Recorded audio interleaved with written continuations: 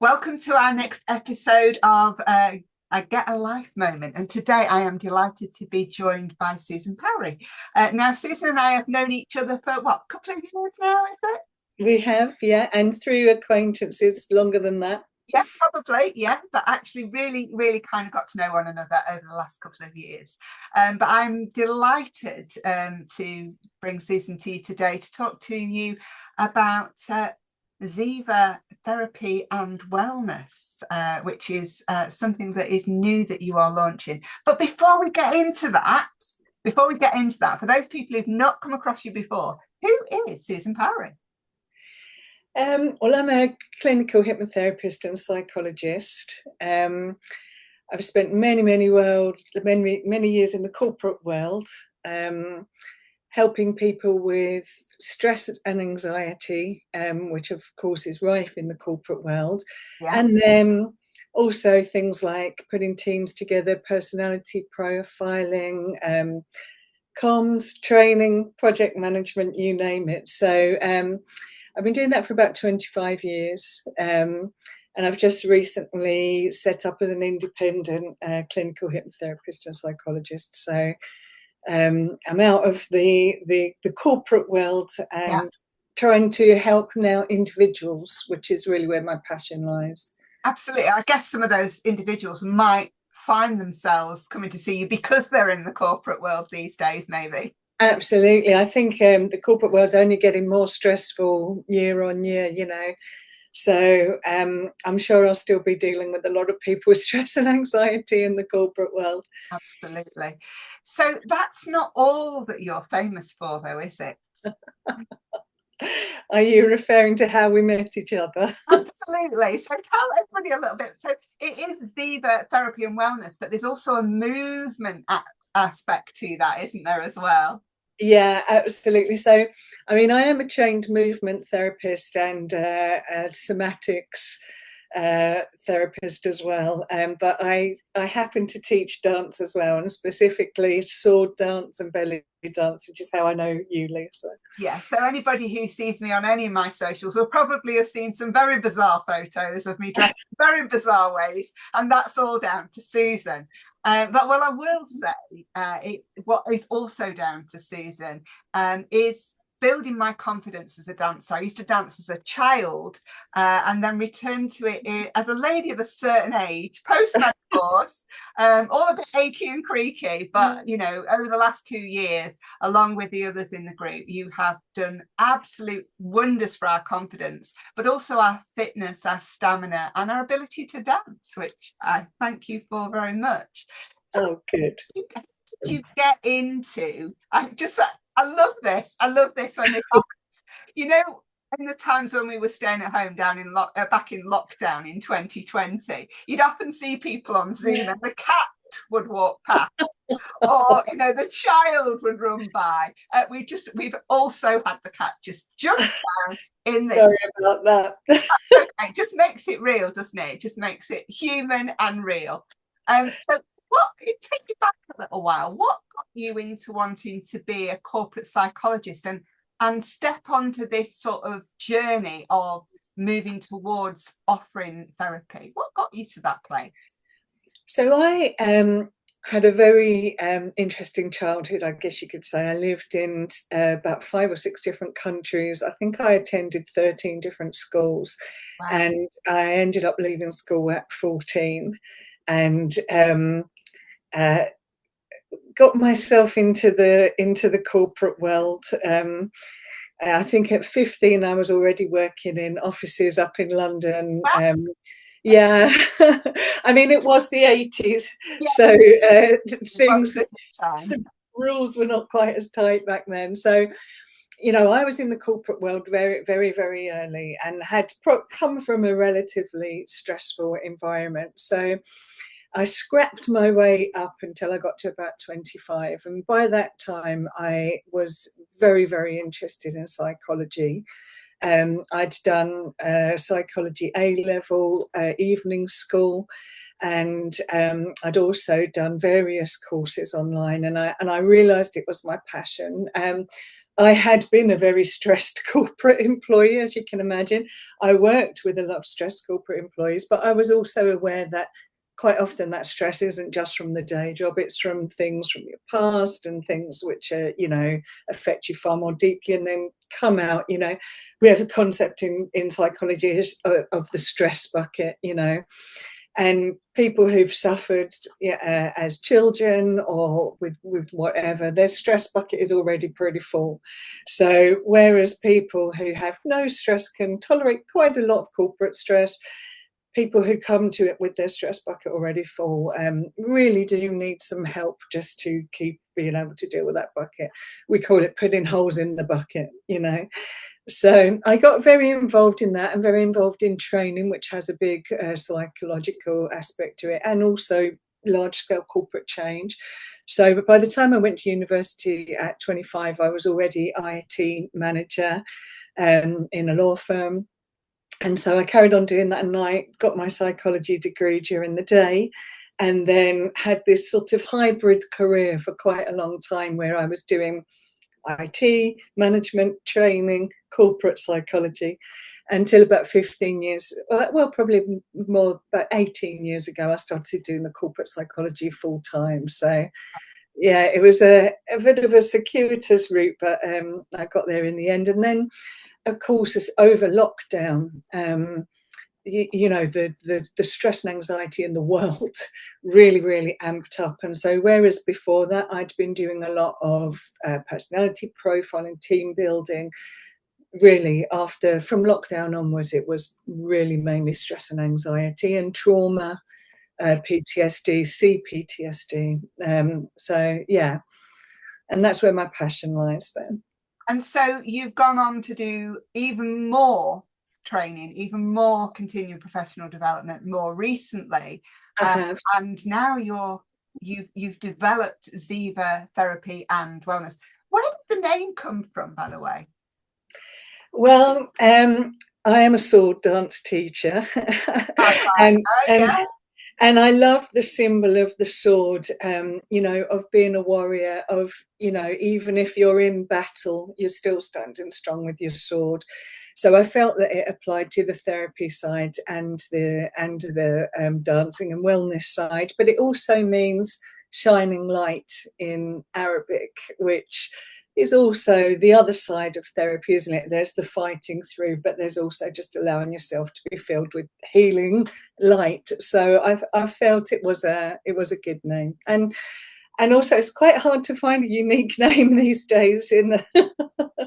So it was for that reason as well. But yeah, I love the symbology of the sword. I think it really, it doesn't matter how down you are, you can always fight your way back up again. And that's what I'm all about. And that's what I try and give my clients. Yeah. So I think it's a beautiful meld between hypnotherapy, psychology, and then the movement, the somatic movement, the movement therapy, and then the dance. So talk to us a little bit about how those things meld together and where the somatic movement, and the dance comes into not only building our self-esteem and self-worth and our sense of self. Where does that come into the therapeutic aspect of your work? Well, I was very lucky. My mother and my grandmother were hugely involved in the dance world, and I was almost literally dancing before I walked. I've been in dance classes since I think it was 2 years old. Right. And I know firsthand that when you are dancing, first of all, it fills you with joy. From a neuropsychological point of view, it releases all these wonderful endorphins and other healthy neurotransmitters. But also, whilst you're dancing or doing anything very physical, you can't think about stressful things because you're so busy doing the dancing and the moving that your brain has to switch off. So it's actually mindfulness in motion, quite literally. And so I have used it as a tool myself. And then I decided I wanted to help others with it. So I trained as a somatics therapist, and somatics is all about when you have trauma that you've tried talking therapies and you've tried other traditional therapies and it's still somehow lingering, it's about using movement to get it out of your body and to really sometimes express it in ways that you haven't been able to verbally. Yeah. So and I trauma love gets that. stored in our cells, doesn't it? It gets stored in our body. Absolutely. Often, as a therapist myself, I'll look at the metaphysical aspect of dis-ease in the body, and that, if we're not addressing mental, emotional, spiritual imbalances, eventually it will manifest in the body, and sometimes that trauma gets stuck in the body. And so I guess somatics helps to shift that in a different way, doesn't it? It does. And also, I know we've talked about this before, Lisa, but sometimes when you have a traumatic experience, your brain, because it's highly in your sympathetic nervous system, which is flight or fight, it can't lay it down as a long-term memory, and so it just gets stuck in your short-term memory, and it just, therefore you get in the flashbacks, and it keeps on coming up and coming up. And sometimes movement will actually allow everything, especially if it's calm movement, such as qigong, for instance, or we do some really nice sword dancing, which is very calm.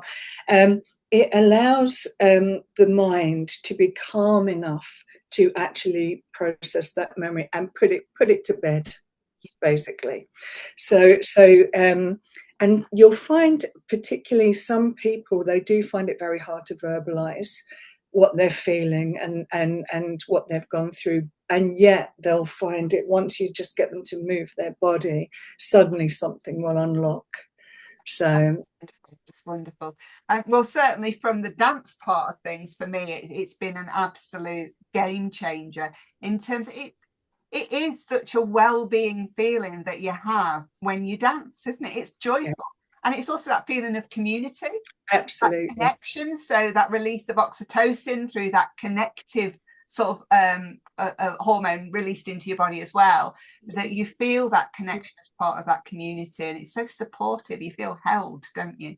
Yeah, and I know you mentioned earlier on, being a woman of a certain age, as am I myself. And I think it's so important, once you do get past, let's say, 40, your tendons get much, much tighter as you lose collagen and so on, and you're much more prone to injury. And so it's actually a gift to yourself to keep on moving, keep everything free, and keep all your joints lubricated. And so I actually think as you get older, it's more and more important to include movement into your life. And that's for men and women of a certain age, or it is for men and women. Yeah, absolutely. For us women. I mean, men may not find the belly dancing so appealing, but male belly dancers are around, aren't there? Absolutely, there are. You will know that in our leadership retreats, I occasionally get some of our delegates dancing. I have had some directors, male and female. I've had a whole team of male leaders belly dancing after lunch. And you know what? They just laugh. They're joyful, and they just have great fun with it. But they're moving, and they're shifting their perspective on the world. And it also gets people outside of their comfort zone. And we know that you only grow when you step outside of that comfort zone as well. So it's all around, isn't it? So that's kind of where you've come from and where you've got to now. So what is your aspiration? What's your plan with Ziva therapy and wellness? So I've been studying EMDR, and there's also another technique called MAP, which is these ways of using bilateral stimulation, whether visual or auditory, to deal with deep-rooted trauma. And I'm getting very, very into that and would like to explore that more. And I'm also very into something called Ericksonian hypnotherapy, which is all about using stories and metaphors, so that some people don't like direct suggestion. You will feel better after this. But they respond very well to a story, which they then adapt into their own mind and use it for their own healing journey. Yeah. So they're the two things which are really interesting me the most at the moment. But I mean, I'm up for helping anyone with anything. Yeah. Yeah. And the great news is that if people want to work with you, it doesn't matter where they are in the world, because you can work online, can't you? Absolutely, yeah. In fact, I'm very used to working online. I've been doing that since the beginning of COVID, in fact, with my corporate job. I don't think I've been to London more than twice since the beginning of COVID.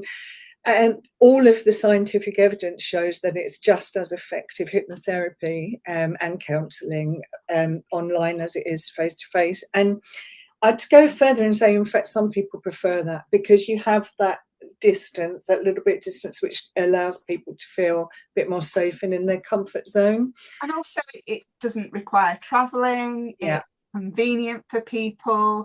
And if somebody gets you, they like you, they trust you, they could be on the other side of the world, but they can still work with you. So that's the joy of it, isn't it? Absolutely. And I have a colleague who, funnily enough, we're from the same place in London, but he lives in Portugal. We've been very close colleagues for about 5 years, and I've never met him in person once. Yeah. And he, all of his clients are in the UK, you know, so we're living in a different world now, where we can take advantage of all these wonderful new technologies. People can even listen to dance online, can't they? They can. And funnily enough, over lockdown, all of a sudden you could train with people in Dubai, Las Vegas, New York. You know, I trained with people all over the world in lockdown. So in many ways, although things closed down for dance classes, the world also opened up. So that's never stopped, in fact. You know, I'm still training with, I think, a lady in Washington, DC, and another lady in California at the moment. So, and if people aren't local and they want to step into the movement side of Ziva movement and dance, they can even learn. So you have courses as well, don't you, that they can do online in their own homes. If you know, they're miles away from where you are. In Nottinghamshire, Lincolnshire border, they can do that online as well. They can, yes. I'm just in the process of uploading my courses online at the moment. So one of them, there's 6.5 hours of belly dance training, which is already up, and there's another one, 18 belly dance choreos to learn, which is just about to go up as well. But I have plans for a whole heap of other more sort of movement and therapy courses, which will be going up very soon as well. So it doesn't matter if you want cerebral therapy, or you want movement therapy, or you just want to have a little dance. A bit of fun. A little bit of fun, and for health and wellness anyway. There's a whole range of things that you can offer, isn't there? Which is absolutely great. It's just so accessible. It reminds me actually of somebody kind of on the world stage in terms of health and wellness and mind, body, spirit. Who you can go on the Daily Arm, and you can just make a donation to do a short course. You go and see him for a day in a lecture, or you can go out to his ranch in America and pay the top dollar, so to speak, to work with him, or you can buy one of his books. So I love this way of being able to access what you need at a level that you can access it at. So people do one-to-one work with you for deep work, or they can buy your course online and just get involved with that. And sometimes people's time is so limited that they don't have the time to travel somewhere, or to spend sometimes they can't guarantee a window in a day where they can definitely be free for an hour. But what they can do is, put on a course online, or listen to some audio recordings, which I also do online. And I think that is the way of the future, actually. I think, a few face-to-face sessions, whether it's via Zoom or in person, and then all these follow-up tools to, keep the healing journey going. So you can have recorded hypnotherapy, you can have meditation. Yeah. Yeah, it's brilliant. It means it's accessible to everybody, wherever you are, wherever in the world, in a way that works for you, isn't Yeah. it? So before we draw to a close then, as I ask all of my guests, and I just drop this on them, so I'm going to do the same to you. What's your top tip for life? For those people listening to this Get a Life moment, what's your top tip for life, Susan? Well, I think the world is so overwhelming right now. And it's almost like every day you wake up and your day is like a page just full of words. And Yeah. it's very, very hard to make sense of it. And I'm a big believer in putting in some punctuation. So putting in the commas, which might be just stopping and taking 5 deep breaths, or getting up and just doing some mindful movement, and then putting in the occasional full stops and paragraphs, which is a full stop for, even if it's only for 10 minutes, Yeah. where you can turn off your brain and reset. So at the moment, I'm all about trying to give people punctuation in the word soup of their day. I love that metaphor. What a perfect place to end. So thank you so much for joining us today. I will make sure that I've got all of your links in this post. So if people want to work with you, they want to find out more about what you're doing, then they'll be able to find it there. Thanks very much. Oh, thanks so much. I really enjoyed talking to you.